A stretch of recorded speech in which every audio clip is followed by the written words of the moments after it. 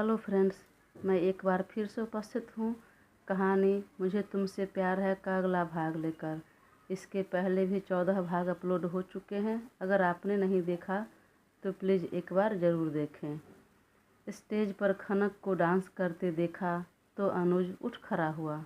अरे, यह तो वही लड़की है जिसके टक्कर कल मेरे कार से होते होते बची थी और फिर बहस हो गई थी। ओह, तो ये यहाँ इस कॉलेज में पढ़ती है। देखकर चेहरे पर एक सुकून भरी मुस्कान आ गई। नहीं पता था इतनी जल्दी मेरी तलाश पूरी हो जाएगी। वहीं खनक ने जब चीफ गेस्ट के तौर पर अनुज को देखा तो बेहद चौंक गई। उसे दूर दूर तक इस बात का अंदाज़ा नहीं था। हे भगवान, पता नहीं अब क्या होगा। मन में बोलते हुए डांस पर फोकस करने लगी, पर उसकी तरफ चेहरा किया नहीं एक बार भी। वहीं चीफ गेस्ट अनुज को इस तरह खड़े देखा तो लोग उनकी तरफ अजीब नज़रों से घूरने लगे, तो कुछ मुंह दबाकर हंस दिया। जब इसका एहसास अनुज को हुआ तो ताली बजाने लगा। बहुत अच्छा डांस कर रही है, बोलते हुए वो बैठ गया।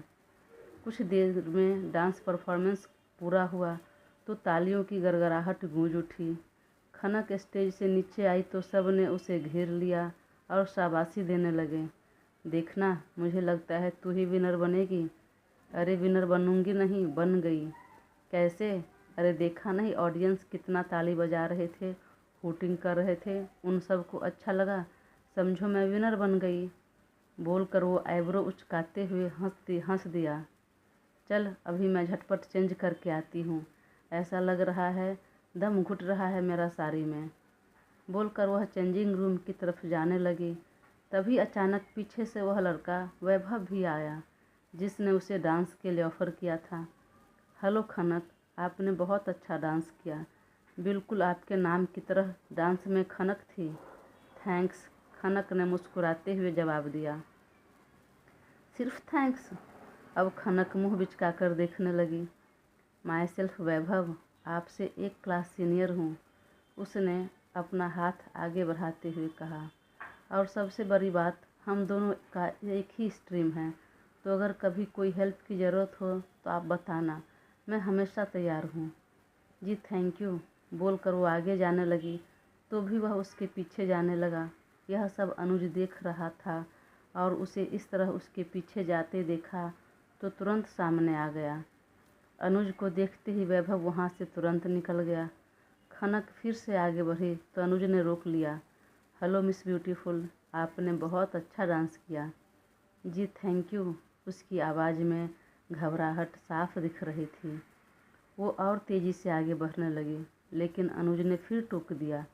मुझे आपसे कुछ बात करनी है। क्या? उसे लगा शायद कल मार्केट में हुई बहस को लेकर कुछ कहेगा। हाँ, शायद आप मुझे पहचान गई। कल मार्केट में हमारी मुलाकात हुई थी। आपके साथ एक और लड़की थी, शायद आपकी बहन थी। वैसे डांस आपने वाकई बहुत अच्छा किया। जी थैंक यू सर, खनक ने बेहद अदब से जवाब दिया। वैसे आप कहो तो इस प्रोग्राम के बाद मैं आपको आपके घर छोड़ दूं? नहीं सर, मैं चली जाऊंगी। उसे बहन की कही बातें याद आ गई कि इतना बहस कर रही थी, कहीं वह मन में खुन्नस न पाल ले, फिर कहीं पीछे न लग जाए, हमारे बारे में सब कुछ पता न चल जाए, फिर तो जीना मुश्किल। अरे, तुम घबरा क्यों रही हो? मैं बस तुम्हें ड्रॉप करने की बात कर रहा था, अपने साथ डेट पर चलने के लिए नहीं। बोलकर वह हौले से हंस दिया। सॉरी सर, मैं आपके साथ नहीं जाऊंगी और फिलहाल मुझे आपसे बात भी नहीं करनी है। बोलकर वह आगे बढ़ गई तो अनुज ने भी आगे कुछ नहीं कहा। जब वो चेंजिंग रूम में गई तो वहाँ और भी लड़कियाँ थीं जो उसे चिढ़ाने लगी। अरे, बड़ी देर से बतिया रही थी उस चीफ गेस्ट अनुज सर के साथ। क्या गुलू गुलू चल रहा है? क्या बोल रहे थे? अरे कुछ नहीं, बस यूं ही नॉर्मल बातें। मैंने डांस अच्छा किया उसी के बारे में बात कर रहे थे। चल झूठ मत बोल, मुझे तो लगता है अनुज सर तुमसे इम्प्रेस हो गए हैं। तुझे पता चला जैसे ही तू डांस करने स्टेज पर आई तो तुझे देखते ही उठ खड़े हुए। अब काफ़ी देर तक खड़े होकर तुम्हें ही देख रहे थे और जब सब लोगों की नज़र उनके तरफ गई तब जाकर वह बैठे। मुझे लगता है तुम पर फ्लैट हो गए हैं सर। और अभी क्या बातें हो रही थी? अरे कुछ नहीं, वही डांस के बारे में और ड्रॉप करने की बातें कर रहे थे। हैं सच्ची? तो फिर जान न बहन। नहीं नहीं, मैं ऑटो लेकर चले जाऊंगी, भले ही वह कोई भी रहे, लेकिन बिना जान पहचान के मैं कैसे उनके साथ चले जाऊं? और वैसे भी जब मैं अकेले जा सकती हूँ तो किसी और को परेशान करना मुझे ठीक नहीं लग रहा। यह भी तो हो सकता है बस फॉर्मेलिटी के लिए मुझे पूछ रहे हो।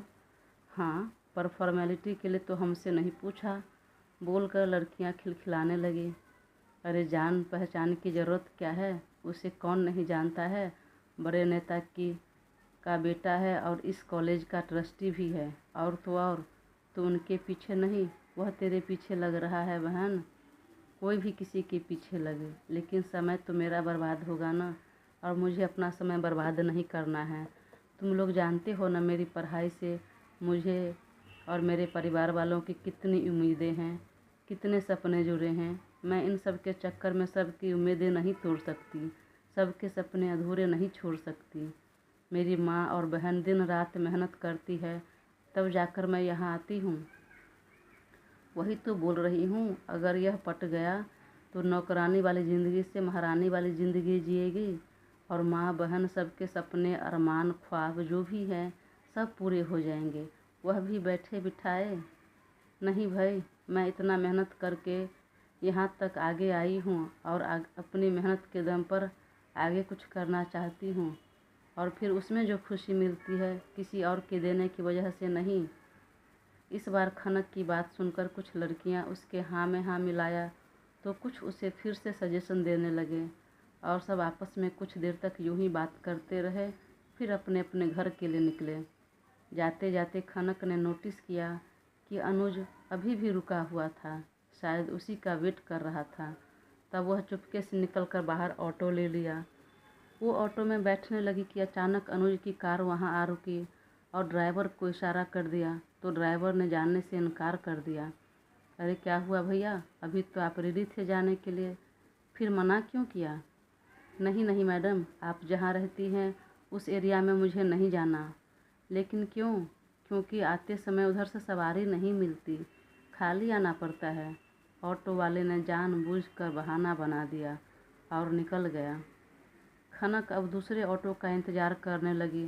तब अनुज कार से बाहर निकलकर कहा, अगर आप बुरा न मानो तो मैं छोड़ देता हूँ। उसने एक बार फिर इनकार कर दिया, तो अब अनुज ने भी फोर्स नहीं किया और कार में बैठ गया। अभी कार ड्राइव करने लगा कि तभी वहाँ कुछ लफंगे लड़के आ गए और उसके आगे पीछे करने लगा। यह देख अनुज ने कार पीछे किया और कहा, चलिए शाम गहरी हो रही है, मैं आपके घर छोड़ देता हूँ। अगर आप घर तक जाने को तैयार नहीं तो जहाँ कहेंगी वहीं छोड़ दूँगा, लेकिन फ़िलहाल यहाँ से निकल जाइए। खनक ने मन में सोचा, बात तो इसकी बिल्कुल सही है, जी तो कर रहा है बैठ जाऊँ, लेकिन कहीं कोई मुसीबत आ गई तो।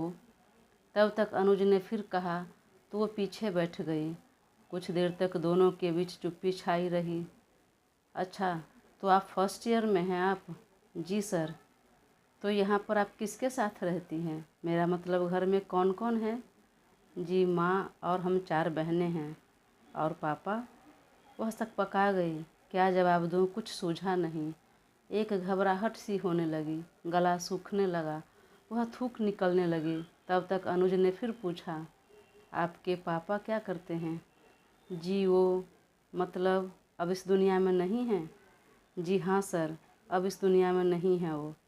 उसके बात करने के लहजे से अनुज चौंक गया। अचानक इतनी अदब से क्यों बात करने लगी? कल मार्केट में तो उसके कुछ अलग ही रूप थे और अभी बिल्कुल अलग। अनुज ने मन ही मन कहा। कुछ देर में वे पहुंच गए तो अनुज ने कार से उतरते हुए कहा, आप यहाँ रहती हैं? जी। अनुज उसके साथ आगे बढ़ते हुए कहा, मेरा नाम अनुज है और आप मुझे नाम लेकर बुला सकती हैं, यूँ सर कहने की ज़रूरत नहीं। जी मेरा नाम खनक है और थैंक यू मुझे ड्रॉप करने के लिए। आपका नाम पता है मुझे। कैसे?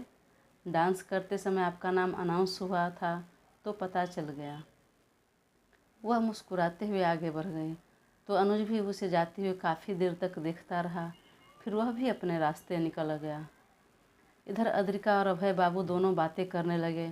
बेटा कैसा लग रहा है तुम्हें यहाँ? पहले जैसा ही अंकल, बोलकर वह हंसने लगी। अच्छा एक बात बताना, अपने चाचा चाची को मिस कर रही हो? बिल्कुल नहीं, और मिस उसे किया जाता है जिसका व्यवहार आपके साथ ठीक रहे, जो लाड़ दुलार करे, परवाह करे। वहाँ तो मेरे साथ ऐसा कुछ नहीं था।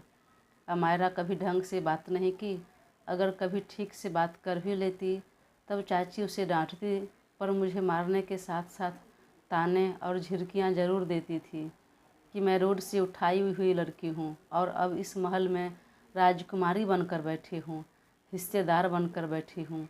जो हिस्सा उसकी बेटी का होता उस पर मैं कब्जा करके बैठी हूँ। एक चाचा थे जिनका व्यवहार थोड़ा ठीक था, पर वो दिखावा मात्र। जब तक मैंने उनकी प्रॉपर्टी के पेपर साइन नहीं किए थे तब तक। जैसे ही साइन कर दिया तो देखिए कैसे कुछ ही दिनों बाद मेरा किडनैप करवा दिया। सुनकर अभय बाबू चौंक गए। मतलब इस लड़की को नहीं पता है कि प्रॉपर्टी अभी भी उसके नाम पर ही है। वह आगे बात करती तब तक रामू काका उनके लिए पानी और अद्रिका ने जो हलवा बनाया था वह एक कटोरी में लेकर आ गए। अद्रिका खुश होते हुए बोली, अंकल आज मेरी पहली रसोई थी तो मैंने बनाया है, खाकर देखिए ना कैसा बना है। देखने में तो अच्छा लग रहा है, अब खाकर बताता हूँ कैसा बना है, बोलकर उन्होंने कटोरी उठा ली। अभय बाबू ने जब हलवा खाया तो चौंक गए। इतनी छोटी सी लड़की इतनी जल्दी इस रिश्ते में कैसे ढल गई, कैसे सहज हो गई? क्या हुआ अंकल, आप कुछ बोल नहीं रहे, चुपचाप खा रहे हैं? कैसा बना है बता तो दीजिए। बताऊंगा, पहले स्वाद तो लेने दो बेटा। वैसे अनुभव खाया कि नहीं? नहीं, उनको ज़रूरी काम था तो चले गए। हाँ हाँ, मैंने उनको कंस्ट्रक्शन साइट पर भेजा है। खाने के बाद अभय बाबू ने कहा, वाकई हलवा बहुत टेस्टी बना था। जानती हो, तुम्हारी चाची के हाथों के बाद पहली बार तुम्हारे हाथों का इतना अच्छा हलवा खाया है। फिर अपने पॉकेट से 500 के कुछ नोट की गड्डी निकालकर उसके हाथ में थमाते हुए कहा, ये लो तुम्हारी पहली रसोई की नेग। लेकिन अंकल, आपसे क्यों लूँ मैं? क्यों नहीं लोगी? खाना मैंने खाया तो मुझे ही नेग देना पड़ेगा। नहीं, मैं नहीं लूँगी। अगर मेरी जगह तुम्हारे सास ससुर होते तो क्या तब तुम नहीं लेती? अद्रिका ने मुस्कुराते हुए नोट की गड्डी ले ली। अंकल, वैसे एक बात कहूँ, आप अनुभव को कैसे जानते हैं? अच्छा, तो तुम्हें अपने पति के बारे में सब जानना है? Of course uncle. उसके पापा, मैं और तुम्हारे पापा दोस्त थे। तुम्हारे पापा भी नहीं रहे इस दुनिया में, देव भी चला गया, तो अब उस ग्रुप में से बचा मैं अकेला। तब मेरा भी मन नहीं लगा और यहाँ से निकल गया। अच्छा एक बात, उनके पापा चले गए पर उनकी माँ कहाँ गई? माँ तो जिंदा है ना? अभय बाबू चुप हो गए। बताइए अंकल, उनकी माँ जिंदा है ना? यह तुमसे किसने कहा? किसी ने नहीं कहा, लेकिन हार चढ़ी फोटो में अकेले उनके पापा हैं, उनकी माँ की तस्वीर नहीं है। मतलब वह अभी भी जिंदा है, इस दुनिया में है तो कहाँ है? और दूसरी बात, अनुभव के घर में एक भी औरतें काम नहीं कर रही, क्यों? अभय बाबू जरा सकपका गए, फिर बोले, बेटा यह तो मुझे भी नहीं पता। शायद उसकी माँ छोड़कर चली गई और इसी गुस्से में वह किसी औरतों को काम पर नहीं रखता। उसे लगता है कि औरतें धोखेबाज होती है, किसी की नहीं होती। लेकिन मुझे लगता है कि तुम सबसे अलग हो। तुम आ गई तो अब इस घर का काया पलट हो जाएगा और उसके साथ साथ अनुभव का भी। तुम सब कुछ ठीक कर दोगी, बिल्कुल पहले जैसा। लेकिन वो छोड़कर क्यों चली गई, यह तो मुझे भी पता नहीं। उस समय मैं भी इंडिया से बाहर था। जब लौटा तो इसे राणा अपने साथ लेकर चला गया था, उसी के संरक्षण में था, उसी ने इसे पाला पोसा। फिर वो उसी का दुश्मन क्यों बना है? फिलहाल के लिए यह बात सब जाने दो। उसकी माँ के बाद तुम पहली लड़की हो अनुभव के घर में और उसके जीवन में आने वाली। कैसा व्यवहार है उसका तुम्हारे प्रति? अंकल, उसके व्यवहार के बारे में मुझसे क्यों पूछ रहे हैं? मुझसे बेहतर तो आप जानते होंगे। हाँ, मैं तो जानता हूँ, लेकिन मुझे तुम पर पूरा भरोसा है बेटा। और अभी जैसा भी है, पर तुम संवार दोगी इसे, इस घर को भी और उसके जीवन को भी। और अंकल मुझे मुझे कौन संवारेगा, कौन संभालेगा? मैं भी तो 20 साल की लड़की हूँ। मैं भी उम्मीद करती हूँ कोई मुझसे अच्छे से व्यवहार करे, प्यार से बात करे, अच्छे से पेश आए, मुझे समझे, मेरे नखरे झेले। अभय बाबू चुप हो गए। अंकल, आपके मन में क्या है मैं नहीं जानती, लेकिन आपने जानबूझकर यह शादी करवाई ना, अनुभव को फोर्स किया ना इस शादी के लिए। यह सब छोड़ो, पर क्या तुम्हें अनुभव पसंद नहीं? अंकल, आप कैसी बातें कर रहे हैं? जो बात शादी से पहले पूछना चाहिए वह अब पूछ रहे हैं, क्यों? अगर मैं नहीं कह दूँ तो फिर क्या करेंगे आप? वैसे भी हम लड़कियों की पसंद नापसंद का ख्याल किसे रहता है, कौन पूछता है, खासकर जिसके माँ बाप न हो। अभय बाबू अवाक रह गए, चाहकर भी कुछ बोल नहीं पाए। सॉरी अंकल, लगता है मैंने ज़्यादा बोल दिया। नहीं बेटा, तुमने बिल्कुल वाजिब बात कही है, बिल्कुल सही कहा। मुझे तुमसे पूछना चाहिए था। पर बेटा, अनुभव ऐसा नहीं है।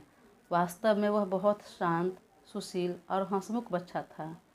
एक तो 9 साल की उम्र में उसने पिता को खो दिया और कुछ ही महीनों बाद माँ चली गई तो फिर लौट कर नहीं आई। वह बिल्कुल अकेला हो गया। तब राना उसे अपने साथ लेकर तो गया, लेकिन कभी उसे अपनापन या प्यार नहीं किया। वह तो बस अपने फ़ायदे के लिए ले गया, उसे अपनी तरह माफिया बनाने के लिए। उसे हर तरह से ट्रेंड कर उसे अपनी दुनिया में शामिल किया। तब से वह ऐसा बन गया। उसके दिल में दया, प्रेम का भाव कुछ नहीं है। मुझे जब इसके बारे में पता चला तब काफ़ी देर हो चुकी थी। मैंने अपने तरीके से काफ़ी कोशिश की उसको सामान्य इंसान बनाने की, लेकिन सफल नहीं हो सका। उस दिन जब मुझे भनक लगी कि एक लड़की का किडनैप कर लिया है और वो राजा की बेटी यानी कि तुम हो, और तो और उस अनुभव ने तुम्हें मारने के बजाय अपने घर लेकर आ गया, तभी मेरा माथा ठनका। वह तुम्हें अपने घर ले आए, मतलब उसके जीवन में तुम आ जाओगी तो पहले वाला अनुभव बन जाएगा वो। उसने असमय बहुत कुछ खो दिया और मुझे लगता है अब तुम ही सब लौटा सकती हो। ओह, तो इसका भी जीवन में कुछ मेरे जैसा ही है। कभी किसी का प्यार और अपनापन नहीं मिला। अद्रिका मन ही मन बोली। देखो बेटा, अगर मैं चाहता तो मैं तुम्हें अनुभव के चंगुल से छुड़ा सकता था, लेकिन फिर भी उससे तुम्हारी शादी करवाकर एक तरह से मैं तुम्हारा गुनहगार हूँ। मेरी वजह से तुम्हें इस शादी के साथ इस रिश्ते को निभाना पड़ेगा, लेकिन मुझे विश्वास है तुम इस रिश्ते को, इस घर को, अनुभव को, सबको संभाल लोगी। इसलिए मैंने ऐसा किया। प्लीज़ तुम अब इस घर से और अनुभव के जीवन से मत जाना। वह कुछ जवाब देती उससे पहले अनुभव आ गया। सर, आप यहाँ अचानक? अगर पहले बता देते तो मैं नहीं जाता। अरे, जब मैं अपनी बेटी से मिलने भी तुमसे पूछ कर आऊँ, बता कर आऊँ। सर, मेरा मतलब वो नहीं था। वैसे बैठो, मैंने अभी बहुत टेस्टी हलवा खाया है, ज़रा तुम भी खाओ। अद्रिका बेटा, ज़रा लेकर आना। वह तुरंत रसोई में गई। तब अभय बाबू ने अनुभव की तरफ देखते हुए कहा, तुमने उसे मोबाइल क्यों नहीं दिया अब तक? ज़रूरत नहीं हुई।